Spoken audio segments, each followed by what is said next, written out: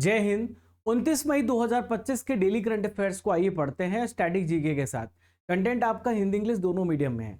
सबसे पहले शुरुआत करते हैं मोटिवेशन थॉट से, जो आपको दिन भर चार्ज अप रखेगा और आपको जो बुरी बलाएं हैं, जो बुरी सोच है, उससे दूर रखेगा।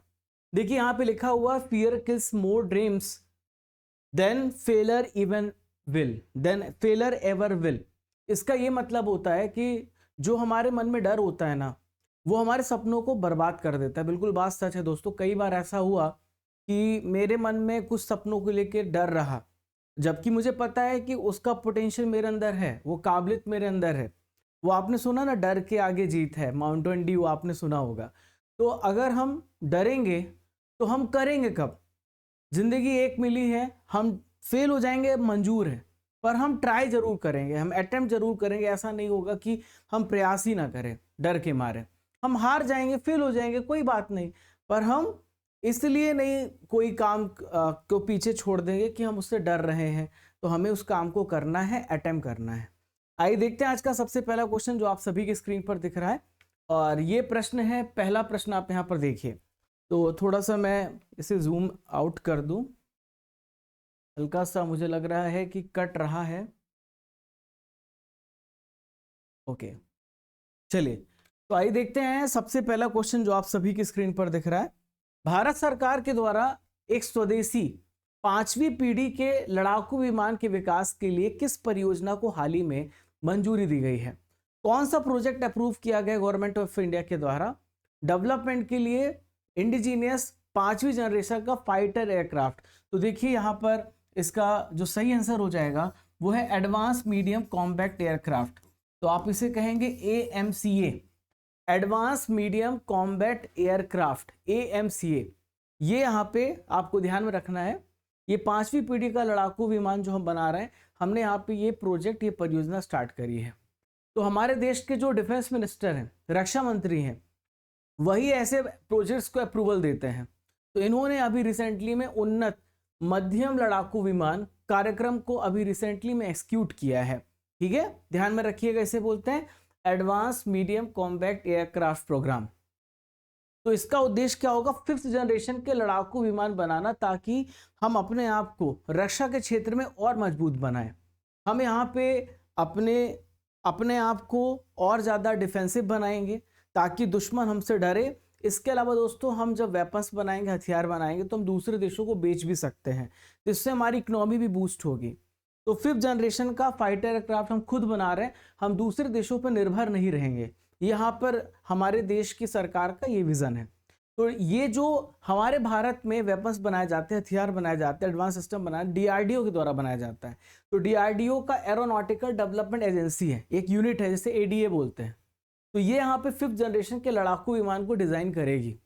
तो अभी प्रेजेंट में बात करें कि भारत के पास सबसे एडवांस्ड जो लड़ाकू विमान, जो अभी रिसेंटली में जो ऑपरेशन सिंदूर था उस पर यूज किया गया पाकिस्तान के खिलाफ, पाकिस्तान में जो आतंकी उसके खिलाफ, तो इसका नाम है, फ्रांस का जो डसॉल्ट एविएशन ने बनाया है, ये है राफेल विमान, जो हमारे पास सबसे एडवांस है। इसके लिए हमने अभी रिसेंटली में ऑर्डर और भी दिए हैं।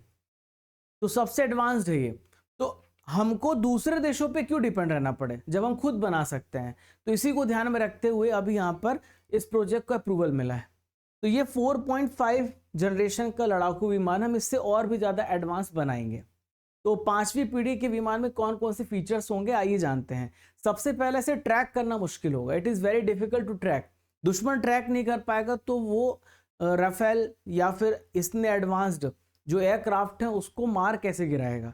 तो यहाँ पे सबसे पहला है कि हमें यहाँ पर इसको इतना एडवांस बना देना है कि जो हमारा दुश्मन उसे ट्रैक ही ना कर पाए। दूसरा है दोस्तों, सुपरसोनिक गति से उड़ान भरने में सक्षम हो। सुपरसोनिक स्पीड उसे कहते हैं जो हमारी जो साउंड की स्पीड है उससे भी ज़्यादा हो। तो आप अगर देखें, आपने मैक नंबर देखा होगा, जितना ज़्यादा मैक नंबर होगा उतनी ज़्यादा उसकी यहाँ पे स्पीड होती है।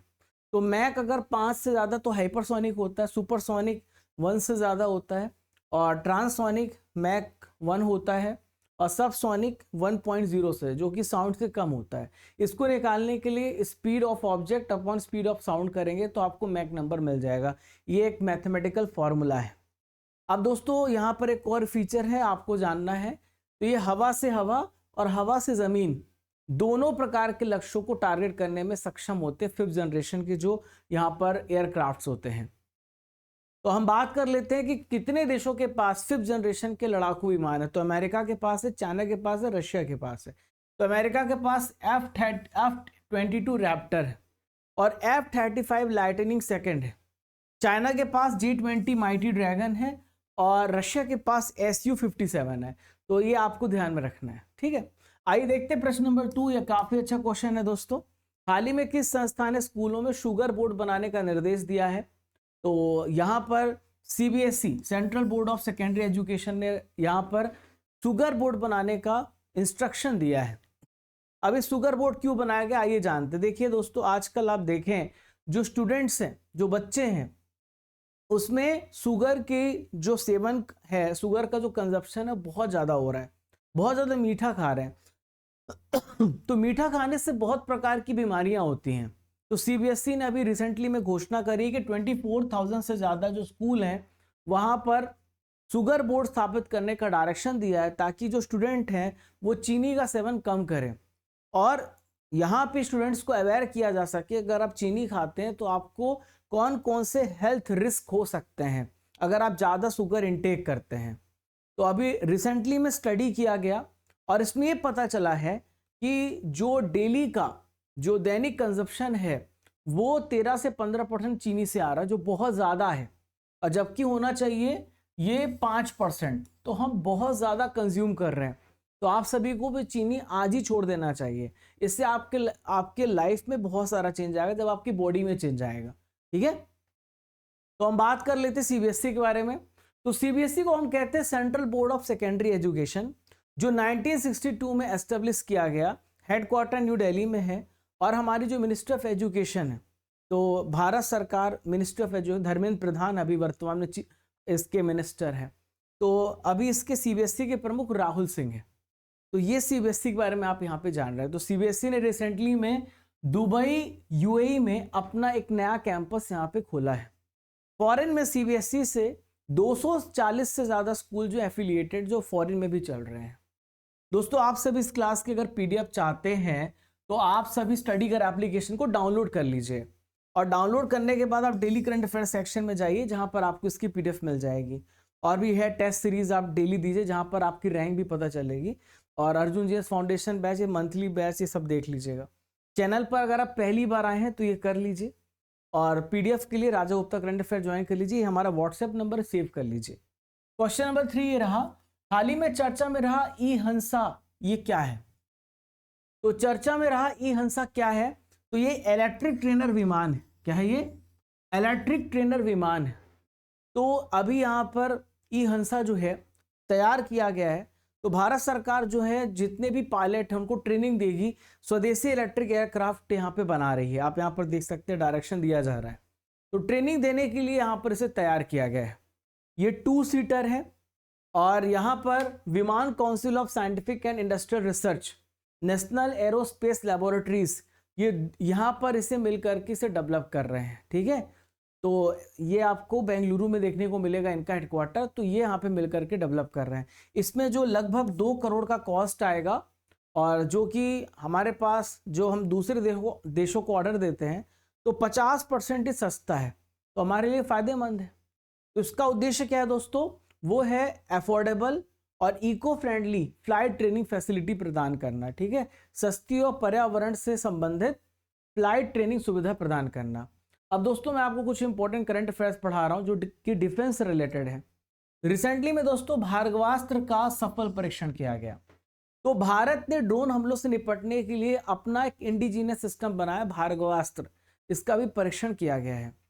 ऑपरेशन सिंदूर के तहत भारत ने S-400 डिफेंस सिस्टम का यूज किया था, जो कि हमने रशिया से मंगाया था।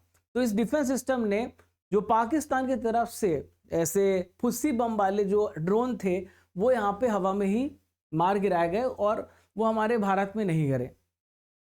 भारतीय नौसेना को पनडुब्बी रोधी युद्धक जो है ये इसका नाम है अर्नाला पोत, ये सौंपा गया है, ठीक है। तो भारत ने अभी रिसेंटली में फ्रांस से 26 राफेल नेवल लड़ाकू विमान यहाँ पे परचेस करने को लेकर एग्रीमेंट किया, डील किया है।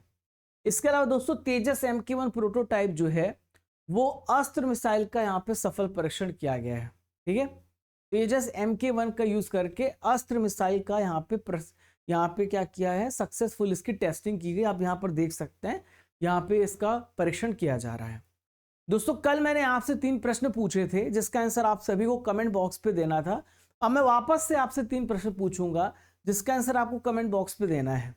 कौन भारत का पहला गवर्नर जनरल था? तो लॉर्ड विलियम बेंटिंग 1829 में बने थे। इन्हीं के शासनकाल में सती प्रथा खत्म हुई थी। राजा राम मोहन राय का सपना था कि सती प्रथा खत्म हो जाए। थल सेना का हेडक्वार्टर कहाँ पर है? तो दिल्ली में है। दूध में आपने मीठापन देखा है तो किसकी वजह से? लैक्टोज की वजह से। अब मैं आपसे 3 प्रश्न पूछ रहा हूं। भारत में राज्यसभा के प्रथम सभापति कौन थे? संविधान सभा के द्वारा कब संविधान को पारित किया गया? विटामिन B12 में कौन सा तत्व पाया जाता है? इन तीनों क्वेश्चन का आंसर आपको कमेंट बॉक्स पे देना है। चलिए चौथा प्रश्न देखते हैं। हाल ही में किस पूर्व क्रिकेटर को कर्नाटक वन विभाग का एम्बेसडर अपॉइंट किया गया है? तो इनमें से कौन से क्रिकेटर है जिनको कर्नाटक वन विभाग का एम्बेसडर? अनिल कुंबले, जो कि स्पिनर थे और बहुत समय पहले रिटायरमेंट ले चुके थे। सबसे ज्यादा विकेट लेने का रिकॉर्ड इन्हीं के पास है टेस्ट में। तो आप यहाँ पे अनिल कुंबले को देख सकते हैं। तो ये क्या करेंगे? एनवायरमेंटल अवेयरनेस फैलाएंगे और संरक्षण प्रयासों को बढ़ावा देंगे। तो कर्नाटक सरकार ने भारतीय क्रिकेट टीम के जो पूर्व कप्तान है अनिल कुंबले को अभी राज्य वन विभाग यानी स्टेट फॉरेस्ट डिपार्टमेंट और वाइल्ड लाइफ कंजर्वेशन का ब्रांड एम्बेसडर अपॉइंट किया है। अनिल कुंबले जो है, इनका जन्म कर्नाटक के बेंगलुरु में हुआ है और ये उसी राज्य के निवासी हैं। देखिए बहुत सारे नेशनल पार्क है कर्नाटक में, पूछा जा सकता है, जैसे कि बनेरघट्टा नेशनल पार्क, कुद्रेमुख राष्ट्रीय उद्यान, बांदीपुर राष्ट्रीय उद्यान, नागरहोल नेशनल पार्क और अंशी राष्ट्रीय उद्यान। ये इंपॉर्टेंट नेशनल पार्क जो कि कर्नाटक में आपको देखने को मिलेगा। कुछ इंपॉर्टेंट सेंचुरीज हैं जैसे कि शिवा कोसा अभ्यारण्य, बेलूर अभ्यारण्य और शिवा मुमंगला अभ्यारण्य। ठीक है दोस्तों, कुछ इंपॉर्टेंट अपॉइंटमेंट है जो रिसेंटली में हुई है। बात यहाँ पे अपॉइंटमेंट के करते हैं तो तमन्ना भाटिया को रिसेंटली में Karnataka soaps and detergent limited का एम्बेसडर बनाया गया। स्वीडन में भारत के राजदूत अनुराग भूषण अपॉइंट हुए हैं।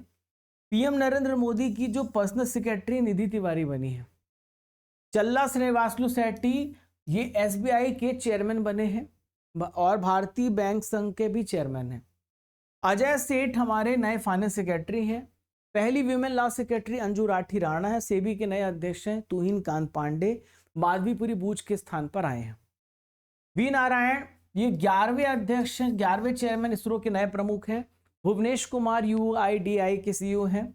2009 में UIDAI आया जिसके तहत आधार कार्ड आपका बनाया जाता है। NHRC के अध्यक्ष वी रामा सुब्रमण्यम। ठीक है, और नेशनल ह्यूमन राइट्स कमीशन की स्थापना 1993 में हुई है। क्वेश्चन नंबर 5 आइए देखते हैं।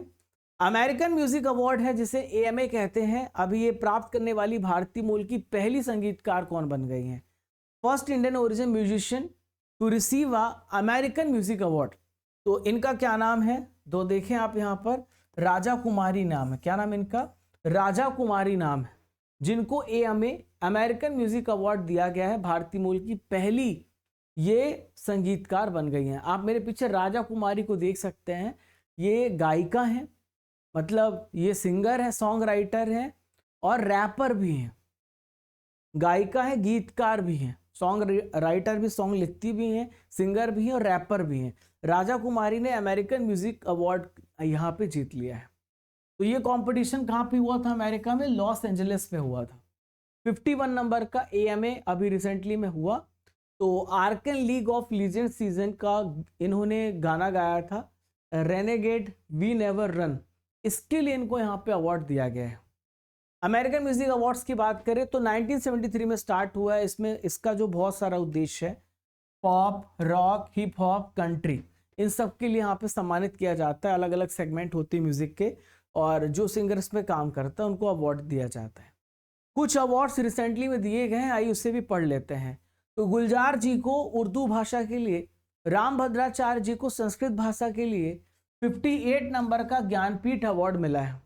59 नंबर का ज्ञानपीठ पुरस्कार किसे मिला? कमेंट बॉक्स में बताएं। बानू मुस्ताक को इंटरनेशनल बुकर प्राइज मिला है। वर्ल्ड फूड प्राइज मरियांगले हंगरी को मिला है और भुवन रिभु को विश्व कानून कांग्रेस सम्मान से यहाँ पे सम्मानित किया गया है। ठीक है, चलिए दोस्तों, आज की नॉलेज की फैक्ट्री में हम बहुत सारे पर्सन और उनके इंपॉर्टेंट कार्यों को पढ़ने जा रहे हैं। तो गुरु गोविंद सिंह की बात करते हैं। तो गुरु गोविंद सिंह सिखों के 10वें गुरु थे। तो इन्होंने किसकी स्थापना करी थी? खालसा पंथ की स्थापना करी थी। स्वर्ण मंदिर का निर्माण किसने कराया था? गुरु अर्जुन देव ने। शांति निकेतन जो कि यूनेस्को में शामिल हो चुका है, भारत का 41वां यूनेस्को साइट है। ठीक है, 42वां होयसाला, 43वां मोइदम है। तो रविन्द्रनाथ टैगोर ने इसकी स्थापना करी थी। भूदान आंदोलन के प्रवर्तक परमधाम आश्रम के विनोबा भावे हैं। स्वामी विवेकानंद ने अपने गुरु रामकृष्ण जो थे उनके लिए रामकृष्ण मिशन के संस्थापक बने। उनके सम्मान में बेलूर मठ की स्थापना करी। बैंकों का राष्ट्रीयकरण 1969 में हुआ था। 14 बैंकों का राष्ट्रीयकरण हुआ था। उस समय इंदिरा गांधी के द्वारा किया गया था। अमेरिका में दास प्रथा, स्लेवरी सिस्टम होता था, तो अब्राहम लिंकन ने यहाँ पे इसे खत्म किया।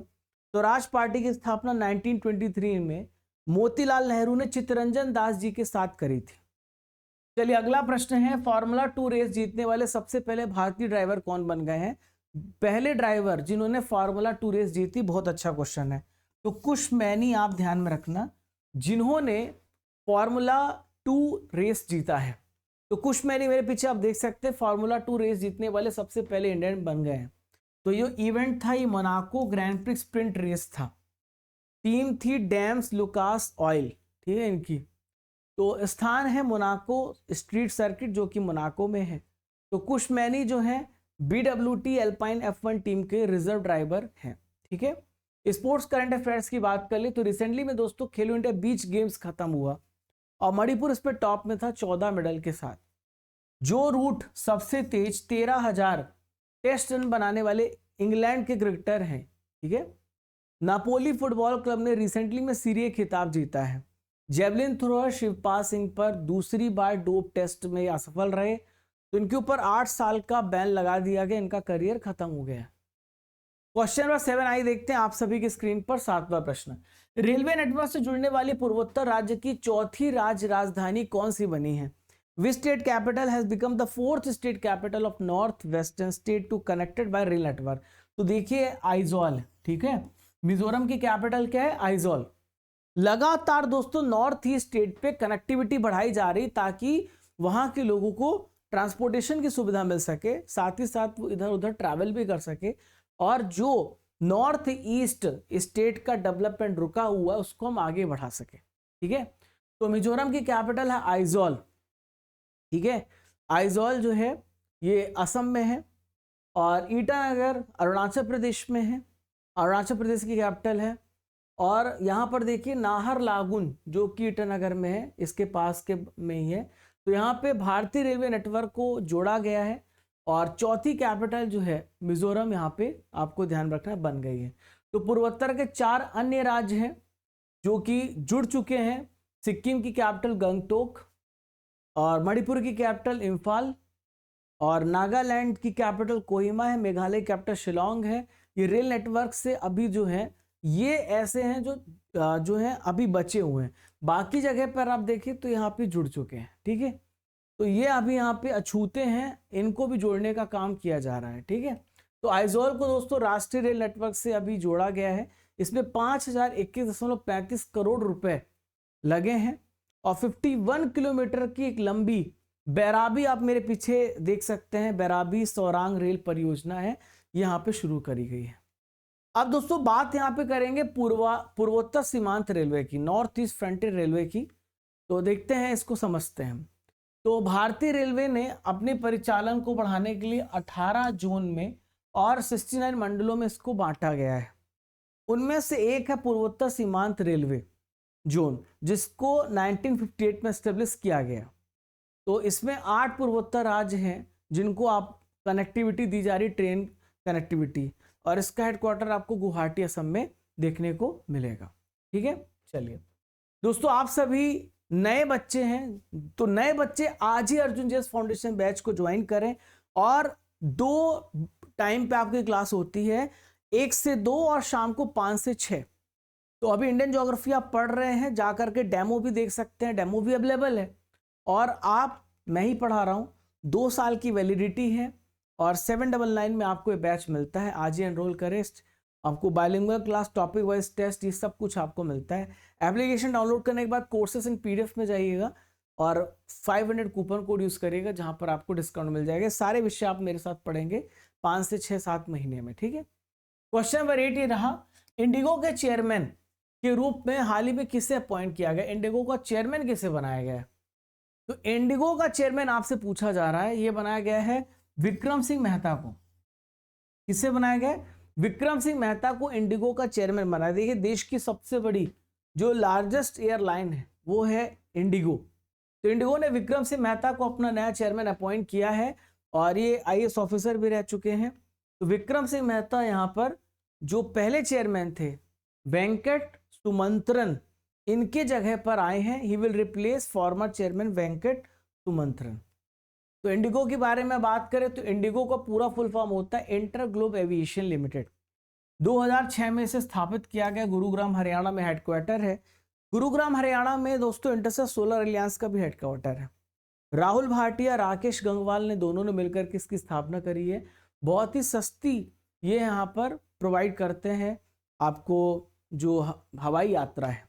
महत्वपूर्ण नियुक्तियों को भी डिस्कस कर लेते हैं दोस्तों। मणिपुर के हाल ही में CJ बने के सोमशेखर, भारत के 52 नंबर के CGI बने BR गवई, अजय कुमार UPSC के अध्यक्ष बने हैं प्रीति कुमारी के स्थान पे, भारतीय वायुसेना के उप प्रमुख बने हैं नर्मदेश्वर तिवारी। क्वेश्चन नंबर 9 ये रहा, उत्तराखंड के निम्न में से किन स्थानों में आदि शंकराचार्य की प्रतिमा को स्थापित किया गया है? तो उत्तराखंड में आपको केदारनाथ, बद्रीनाथ और उत्तरमान्य, इन सभी जगहों पर क्या किया गया दोस्तों? यहां पर आदि शंकराचार्य की प्रतिमा की स्थापना करी गई। इस प्रकार से आदि शंकराचार्य की प्रतिमा आप देख सकते हैं जो कि स्थापित की गई है। तो आदि शंकराचार्य की जो आप यहाँ पे प्रतिमाएं देख रहे हैं, ये 4 पंच धातु की प्रतिमाएं हैं। उत्तराखंड के केदारनाथ में, बद्रीनाथ में, उत्तरमान्य ज्योतिर्मठ में स्थापित किया जा रहा है, ध्यान में रखिएगा। तो आदि शंकराचार्य कौन थे, आइए जानते हैं, इनकी बायोग्राफी जानते हैं। तो 788 AD में लगभग आदि शंकराचार्य का जन्म हुआ था और केरल में इनका जन्म हुआ था और केरल के कुंभकोणम में इनकी मृत्यु हुई थी 820 ईस्वी में, ठीक है। इनके पिता का नाम था शिवगुरु, माता का नाम था आर्यम्बा। तो हम बात करें तो ये आध्यात्मिक गुरु माने जाते हैं। वेद, उपनिषद और भगवत गीता की इन्होंने व्याख्या भी करी है। भारत के 4 कोनों में आपको 4 इंपॉर्टेंट शक्तिपीठ मठ देखने को मिलेंगे जो स्थापित किए गए हैं। गोवर्धन मठ ये पुरी में है, पूर्व में है। शारदा पीठ द्वारका में है, पश्चिम में है। ज्योतिर्मठ जो कि बद्रीनाथ में है, उत्तर में है। और श्रृंगेरी मठ है कर्नाटक में, अब दक्षिण में है। रिसेंटली में अभी बहुत बड़ा आप यहाँ पे स्टैचू देख रहे हो, ये आदि शंकराचार्य जी का 108 फीट ऊंची प्रतिमा स्थापित की गई है। मध्य प्रदेश में आप खंडवा जिले में जाएंगे, वहां पे ओमकारेश्वर है, तो वहां पे मंदाता पर्वत पे शंकराचार्य जी की प्रतिमा स्थापित की गई है। क्वेश्चन नंबर 10 आइए देखते हैं आप सभी के स्क्रीन पर। इनमें से किसे डैग हैमरशोल्ड मेडल से सम्मानित किया गया है? तो डैग हैमरशोल्ड मेडल से अमिताभ झा और संजय सिंह, इन दोनों को यहाँ पे सम्मानित किया गया है। तो ये अवार्ड जो है फ्रेंड्स यूनाइटेड नेशन के द्वारा दिया जाता है अंतर्राष्ट्रीय शांति सैनिक दिवस के दिन। आज 29 मई है और 29 मई को मनाया जाता है यूनाइटेड नेशन के द्वारा international day of peace keepers. तो इस यहाँ पर अवसर पर 2 भारतीय शांति सैनिक ब्रिगेडियर जनरल अमिताभ झा और हवलदार संजय सिंह को यहाँ पे अवार्ड दिया गया है। तो ये अवार्ड जो है संयुक्त राष्ट्र शांति मिशन के तहत दिया जाता है, जो दुनिया में पीस यहाँ पे प्रमोट करते हैं। आपको बता दूं कि हमारे सैनिक विदेशों में जाते हैं जहाँ पे डिस्टर्बेंस है या किसी प्रकार का डिजास्टर है तो मदद करते हैं। तो संयुक्त राष्ट्र शांति मिशन जो है एक इंटरनेशनल एफर्ट लाया गया है ताकि संघर्ष प्रभावित क्षेत्रों में वापस से पीस लाई जा सके, वायलेंस रोका जा सके, वॉर रोका जा सके, पॉलिटिकल इंस्टेबिलिटी जो है उसको भी रोका जा सके। तो 1948 में इसकी स्थापना हुई, ध्यान में रखिएगा। और ये जो है शांति मिशन में चौथा सबसे बड़ा योगदानकर्ता भारत है। कौन है? इंडिया लार्जेस्ट कंट्रीब्यूटर में से आता है। तो भारत के अब तक 200 से ज्यादा सैनिक जो हैं शांति स्थापना में अपना इन्होंने लाइफ को सेक्रीफाइस किया है। एशियाई भारोत्तोलन चैंपियनशिप 2026 की मेजबानी कौन सा शहर करने जा रहा है? तो वेट लिफ्टिंग चैंपियनशिप में जो गुजरात का सबसे बड़ा शहर है अहमदाबाद, तो अहमदाबाद इसकी मेजबानी करने जा रहा है। 1 से लेकर 10 अप्रैल 2026 में एशियाई भारोत्तोलन चैंपियनशिप होगा। 2026 का संस्करण की मेजबानी भारत करेगा। 2025 की जो एशियाई भारोत्तोलन चैंपियनशिप है वो चाइना में होगी, वो है जियांगशान शहर में ऑर्गेनाइज की जाएगी। 1982 में भारत ने इसकी मेजबानी करी थी, उसके बाद काफी लंबे समय बाद यहाँ पे मेजबानी कर रहा है। जो पहला यहाँ पे एशियाई भारोत्तोलन चैंपियनशिप था वो तेहरान ईरान में 1957 में हुआ था। आज का आखिरी प्रश्न, हाल ही में किस देश ने भारतीय पर्यटकों के लिए वीजा फ्री प्रवेश की पेशकश करी है? या वीजा फ्री एंट्री, आपको वीजा लेने की जरूरत नहीं। वीजा क्या होता है? देखो, एक पासपोर्ट होता है जो आपकी आइडेंटिटी होती है, पहचान होती है, लेकिन आपको अगर दूसरे देश जाना है तो आपको वीजा बनाना पड़ता है, अनुमति लेनी पड़ती है। तो यहाँ पे वीजा नहीं लगेगा। तो फिलीपींस ने ब्रह्मोस भी हमसे खरीदा है। फिलीपींस के भारत के साथ रिश्ते बहुत अच्छे हैं, लेकिन चाइना के साथ अच्छे नहीं हैं। तो पर्यटन को बढ़ावा देने के लिए और दोनों देशों के बीच में रिश्तों को मजबूत करने के लिए फिलीपींस ने यहाँ पे भारतीय नागरिकों को वीजा मुक्त प्रवेश विकल्प दिया है।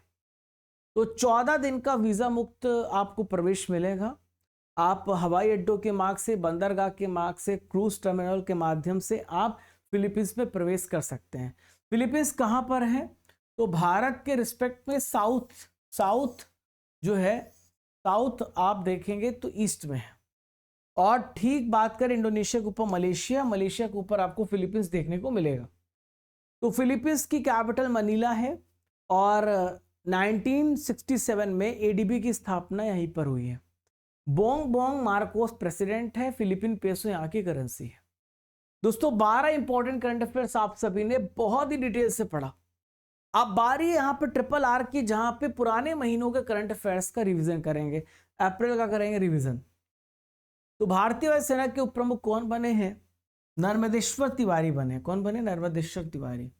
आगे बढ़ते हैं।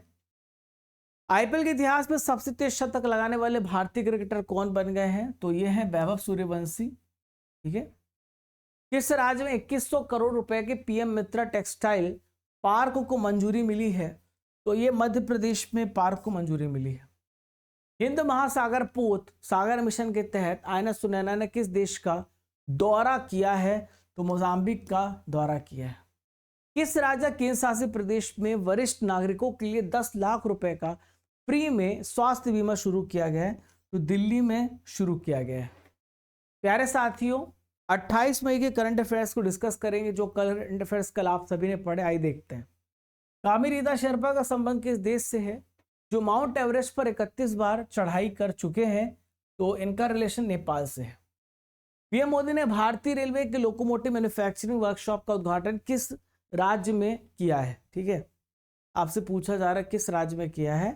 तो ये लोकोमोटिव जो मैन्युफैक्चरिंग वर्कशॉप है, इसका गुजरात में किया है उद्घाटन। कहाँ पर? गुजरात में, दाहोद में। ठीक है।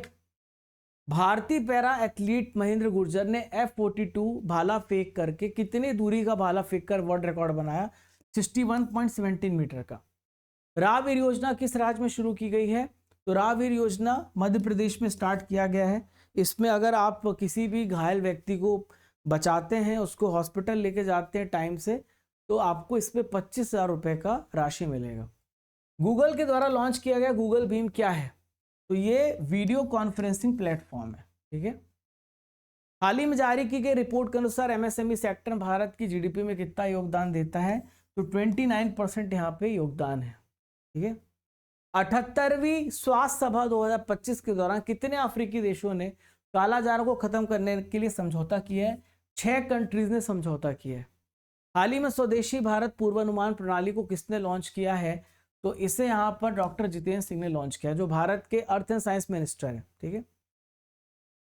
यहाँ पर नेक्स्ट है, ये ब्रॉड गेज रेल नेटवर्क का 100% विद्युतीकरण करने वाला भारत का जो 24वां राज्य है या प्रदेश है, वो कौन सा बना है? तो देखिए, ये जो है जो 24वां यहाँ पे बना है, ये गुजरात है। ठीक है। ये थोड़े इंसेक्ट्स कीड़े मकोड़े हैं, लाइट्स की वजह से आ रहे हैं, लाइट्स से, तो ये गेट खुला था, आ गए हैं, परेशान कर रहे थोड़ा। ठीक है, चलिए अगला है, किस विश्वविद्यालय ने भारत की पहली जीन संपादित भेड़ बनाई है? तो ये बनाया है किसने? स्कूआ कश्मीर ने। नोवाक जोकोविच किस देश के टेनिस खिलाड़ी हैं जिन्होंने एटीपी टूर का अपना 100वां खिताब यहाँ पे जीता है? तो सर्बिया के खिलाड़ी हैं। महिला स्वास्थ्य के लिए अंतर्राष्ट्रीय कार्रवाई दिवस किस दिन मनाया जाता है? तो 28 मई को मनाया जाता है। देखिए दोस्तों, 3 प्रश्नों को डिस्कस करेंगे जो कि प्रीवियस ईयर आ चुके हैं। कौन सी झील क्षेत्रफल की दृष्टि से विश्व की सबसे बड़ी झील है? तो ये कैस्पियन सागर है। विश्व का सबसे बड़ा उष्णकटिबंधीय वर्षा वन कौन सा है? तो अमेजन है, largest tropical rain forest world में। किस पर्वत को विश्व की छत के रूप में जाना जाता है? तो ये पामीर का पठार है। क्या है? पामीर का पठार। ठीक है, तो साथियों आज के लिए एक प्रश्न है आप लोगों के लिए, फार्मूला 2 रेस जीतने वाले पहले भारतीय ड्राइवर कौन बने? इसका उत्तर आप सभी को कमेंट बॉक्स पे देना है। आपको एक तस्वीर दिख रही है, आपको पहचान करना है तस्वीर किस महिला की है और ये किस लिए जानी जाती है। दोस्तों आप सभी एप्लीकेशन डाउनलोड कर लीजिएगा स्टडी कर, 50,000 प्लस डाउनलोड से अपना रिव्यू भी दीजिएगा, एप्लीकेशन कैसा लग रहा है। इस क्लास की पीडीएफ आप क्लास के बाद पढ़ सकते हैं, test series courses and PDF में जाएंगे तो 1 ईयर की 2024 की 2025 की मंथली पीडीएफ मिलेगी। यहीं पे अर्जुन जीएस फाउंडेशन बैच है जहां से आप एनरोल कर सकते हो। ठीक है, और ई बुक्स भी है, आप हमारी बुक को ऑर्डर कर सकते हैं हमारी वेबसाइट से, अमेजन से। और प्यारे साथियों 4000 प्लस टेस्ट आपको यहाँ पे देखने को मिलते हैं, स्टेट, पीसीएस, एसएससी, रेलवे, हर एग्जाम्स के लिए टेस्ट भी है।